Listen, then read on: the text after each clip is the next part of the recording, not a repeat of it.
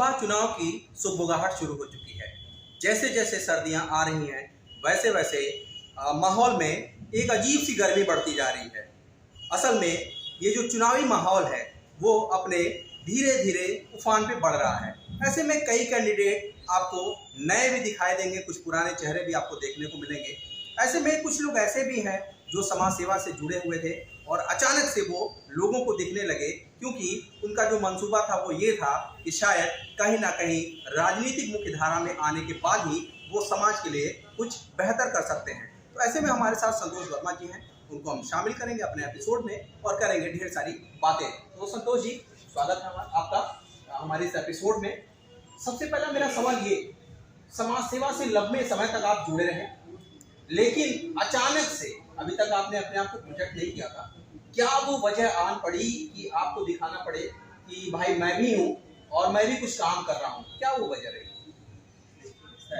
मैं काफ़ी समय से चल रहा था जिले में और कई जगह जाता हूँ, प्रचारक तो मैंने वो दिखा दिया। पर ये 2022 का जब चुनाव विधानसभा की 4 सीटें हार गई सरकार में, तो हमारे मोदी जी और योगी जी इतना अच्छा काम कर रहे हैं। सबसे अच्छी कार्यशैली इनकी रही है, इतिहास गवाह है ये, ऐसा पहली बार हुआ है हिंदुस्तान में। और इतने अच्छे लीडर के बीच में अगर हम काम नहीं कर पा रहे, इतने असहाय क्यों हुए, जनता ने इतनी बड़ी मात क्यों दे दी, इस विषय में बहुत बड़ा मुद्दा आ गया है बस्ती जिले में। तो हम डोर टू डोर 2022 से कैंपेनिंग चालू किए हैं और जनता के बीच में जा रहे, जनता को हम बता रहे कि हम काम करने में सक्षम और में काम कर रहा हूँ। और इतने असहाय व्यक्ति हैं उनको हम सबसे ज़्यादा मदद पहुँचा रहे हैं। और मेरा एक ही मुहिम है, जितने भी आवाज़ नहीं पहुँच पाए हैं जनता के बीच में, उस विषय में मैं बात कर रहा हूँ और सबके बीच में जाके मैं बता रहा हूँ सरकार हमारी इतनी अच्छी काम कर रही प्रदेश में और केंद्र में, शायद ऐसा पहले कभी हुआ था। इसी बेस पे काम करे और सबसे ज्यादा नारी शक्ति पे भी पार्टी हमारी काम कर रही, सरकार काम कर रही है और बेटी पे भी अभियान चला रही, बहुत सुंदर अभियान चला रही, बहुत अच्छा कार्य कर रही पार्टी हमारी। तो हम पार्टी के लिए कुछ करना चाहते हैं, युवाओं को सबसे ज्यादा बस्ती जिले में लेके चल रहे, ताकि युवाओं की उज्जवल भविष्य और उनको सबसे ज्यादा रोजगार भी दे सके। इसी विषय में मैं काम कर रहा हूँ और कई सारी कंपनियां लाने की प्लानिंग में हूँ, ताकि ज्यादा से ज्यादा लोग को रोजगार दिया जाए। और मेरा एक ही लक्ष्य है कि 3.5 लाख रोजगार कम से कम मुहैया बस्ती जिले में करा पाऊँ। इस विषय में मैं काम कर रहा हूँ, इसी विषय में मैं आना चाहता हूँ।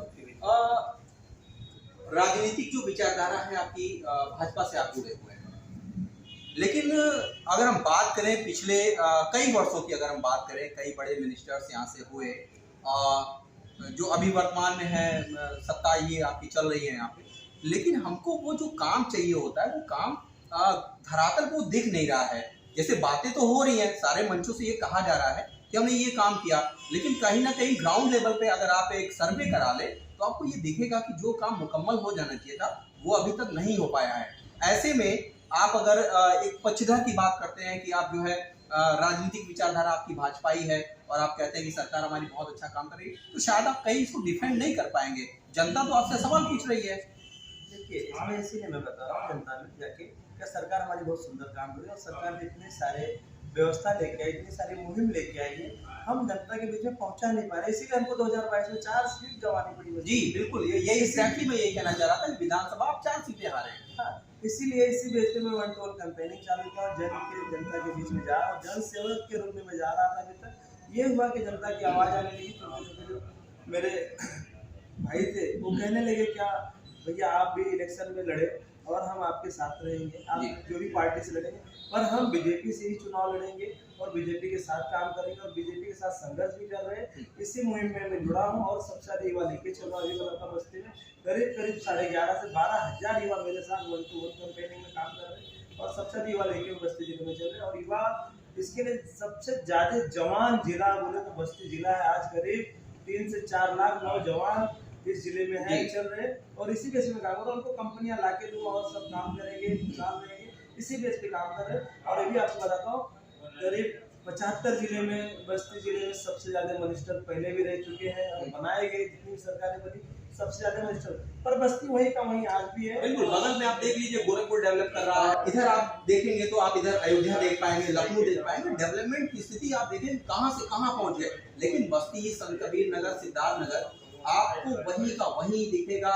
ऐसे में एक युवा नेता जो आपकी सोच है, आप एक युवा नेता की तरह यहाँ पे अपने आप को प्रोजेक्ट कर रहे हैं, समाज सेवी की तरह यहाँ पे प्रोजेक्ट कर रहे हैं, तो क्या कुछ जनता उम्मीदें रखे आपसे? क्योंकि एक बड़ी समस्या ये भी है आपके सामने कि यहाँ पे बड़े कदावर नेता हैं जो एक बड़ा चेहरा है इस पार्टी में भी और इस राजनीतिक गलियारे में भी। तो एक युवा नेता कैसे डिफेंड कर पाएगा इन सब चीजों को, कैसे इन सब चीजों से पार पाएंगे आप? देखिए, मैं आपको मेरा एक परिचय बताता हूँ। मैं जनसेवक संतोष शर्मा हूँ और मेरे घर में पहले से कोई बीडीसी सदस्य भी नहीं है जी। ना प्रधान है और ना कोई सरकारी सदस्य है। हम एक जनसेवक के रूप में काम कर रहे हैं और बहुत सुंदर काम कर रहे हैं। करेंगे, सर्वे करेंगे तो आपको मालूम पड़ेगा। इसीलिए तो आज आपके साथ बैठ के बात करने का मौका मुझे मिला है जी। और ये भी आपको बताता हूँ, मेरे आने के बाद मैं अगर इस राजनीति में आता हूँ तो मैं मेरे घर से पहला व्यक्ति हूँ। और ये भी बताता हूँ आपको, बस्ती जिले को ये नहीं कहना पड़ेगा क्या गोरखपुर और अयोध्या के बीच वाला बस्ती है। हम चौथी सिटी बनाने के प्रयत्न में है और ये करके ही दिखाएंगे और छोड़ेंगे। ये मेरी जुबान है, इस विषय में काम कर रहा हूँ और युवा मेरे साथ सबसे ज्यादा है और युवा है मेरे साथ और मैं हम युवा के साथ काम कर रहा हूँ। जैसा कि अभी हम लोगों ने एक सर्वे अभी किया हाल फिलहाल, उसमें हम लोग देख रहे थे तो आपका भी नाम किसी ने बताया, सजेस्ट किया कि आप भी शायद कुछ बेहतर कार्य कर रहे हैं, कुछ समाज सेवा की चर्चा हम लोग कर रहे थे। तो हम लोगों ने कई ऐसी चीजें देखी जो जहाँ पे आप लोगों ने बहुत बढ़िया काम किया है। आपके जो साथ के लोग हैं, आप हैं, तो ये जो बातें निकल कर आई हैं कि युवा समाज सेवी है कोई जो बढ़िया काम कर रहा है। मुझे तो ये भी नहीं पता था कि कोई संतोष वर्मा नाम का व्यक्ति है इस जिले में या मंडल में। मैं तो फर्स्ट टाइम आपको देख रहा हूँ इस जिले में। तो क्या वो वजह रही कि इतने शांति से चुपचाप आप अपना काम करते रहे, समाज सेवा? जैसा कहा जाता है कि गुप्त दान महादान, और अपनी की हुई चीज किसी को बताते नहीं है, वही असल में दान या सहायता मानी जाती है। तो संतोष वर्मा, आप अपने आप को कैसे देखते हैं कि एक समाज सेवी है, युवा है, और जो आपने बताया अभी कि हमारे साथ एक युवाओं का हुजूम है, तो क्या ये युवा साथी आपके साथ कंधे से कंधा मिलाकर लोकसभा 61 का जो चुनाव होने वाला है इसमें आपके साथ चलेंगे, या फिर कहीं वो बातें ना हो जाए कि ये आपके साथ उठ बैठ रहे हैं, खा पी रहे हैं और ये चीज़ें निकल गई तो फिर आपका साथ में छोड़ देंगे? नहीं, देखिए ऐसा हमारे साथ जो युवा चल रहे हैं वो सब बेरोजगार और असहाय है भी। आपको मैं बताता हूँ, मेरे साथ युवा ऐसे नहीं है कि जो टाइम पास है। मेरे साथ युवा वही है जो काम करने की इच्छा रखें और उनको मेहनत करने की लगन है उनके अंदर। वही युवा मेरे साथ काम कर रहे हैं और हम उनके साथ काम कर रहे हैं। इसीलिए हमारे साथ बस्ती जिले में कोई नेता हमारे आजू बाजू में भटकता भी नहीं, क्योंकि हम एक समाज सेवा के हिसाब से और अपने तो आपको मैं बताता हूँ ना मदद मैंने नहीं किया है, जैसा वो ईश्वर की कृपा है जो हम पहुँच रहे हैं आप सबके करीब। तो 7-8 महीना पहले से ज़्यादा कॉन्टेक्ट आप सबसे बढ़ गया है। इसी बीच में आप सबको आने का मौका मिला।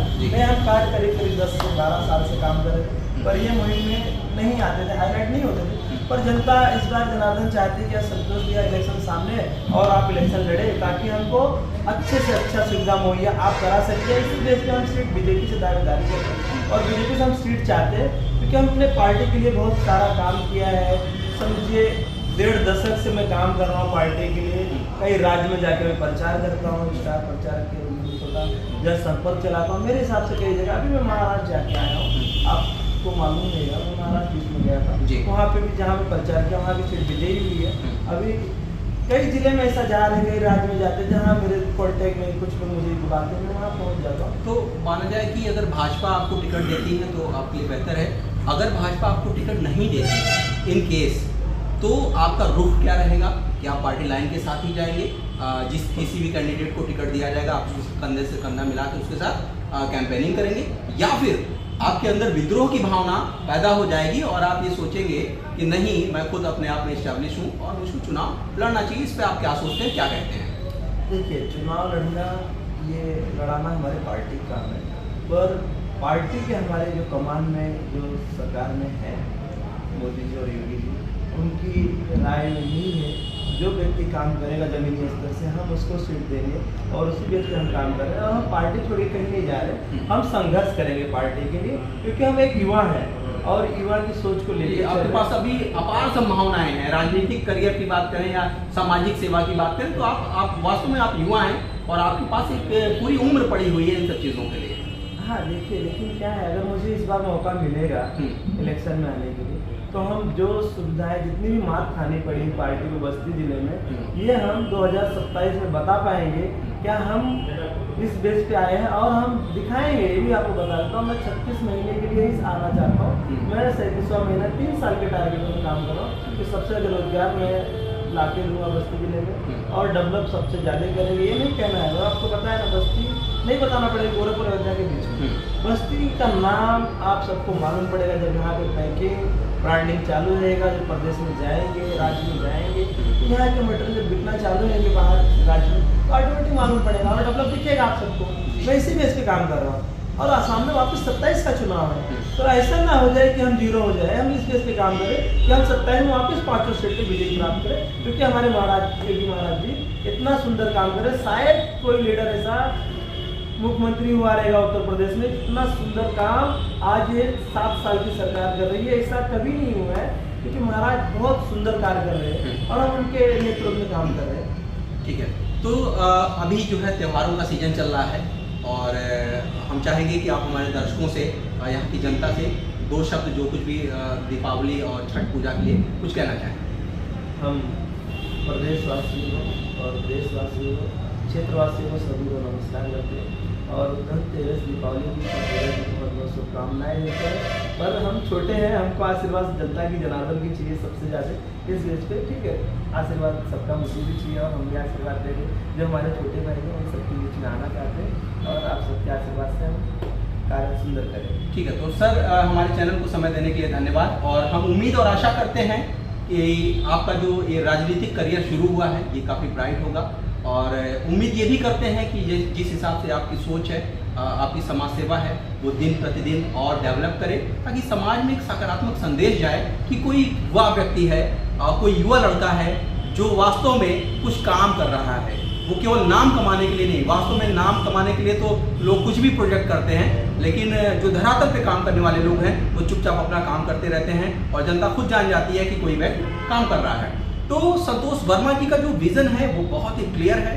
लोकसभा 61 की तैयारियां पुरजोर शुरू हो चुकी हैं और जो कैंपेनिंग है, डोर टू डोर कैंपेनिंग है, आपने बताया कि वो भी चल रही है। युवाओं का हुजूम इनके साथ है, कंधे से कंधा मिलाकर युवा साथी चल रहा है। आपको मैं याद दिला दूं कि जो मोदी की सरकार बनी थी, जो हमारे माननीय प्रधानमंत्री जी हैं, जब इनकी सरकार पहली बार यहाँ पे बनी थी और ये कुर्सी पे बैठे थे तो इनके पीछे भी कहीं ना कहीं युवा लोगों का ही हाथ था। तो ये उम्मीद, ये आशा लेकर आप भी फील्ड में उतरे हैं। हम लोग इसी तरीके से बातचीत करते रहेंगे, लोकसभा 61 की पूरी तैयारियां और एक एक पल की अपडेट आपको देते रहेंगे। तब तक के लिए हमारे साथ बने रहिए। धन्यवाद।